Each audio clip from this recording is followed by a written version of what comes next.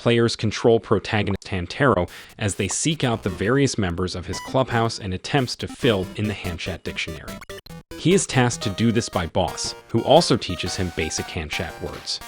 Several of the characters from the anime, such as Bijou and Oxnard, are featured in the game as characters Hamtaro must seek out.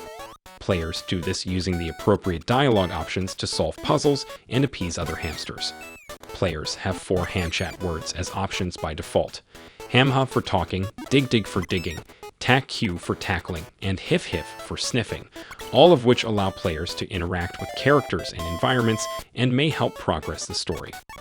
Hamchat words are accompanied by gestures.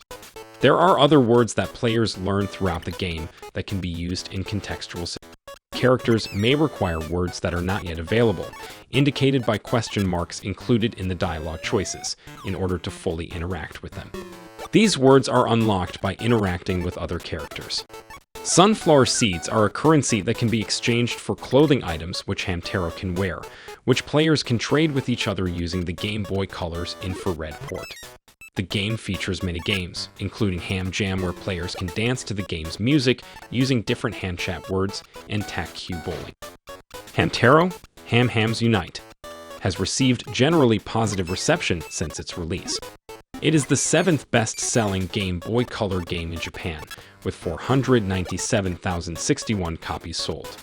Nintendo Power praised it for its clever and amusing design. GamePro and XPlay expected it to be a success among children, with GamePro calling its gameplay oddly compelling.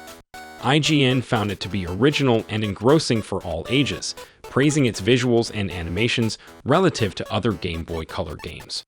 Eurogamer similarly praised efforts to make the game appealing to all ages, while also commending Nintendo for making a game about a language barrier. Ju Video praised the visuals and the dialogue mechanics, calling it amusing. It found the music lacking, suggesting that it and other Game Boy Color music would only appeal to a limited audience. Famitsu felt that it was cute, though thought it may be difficult for small children to play.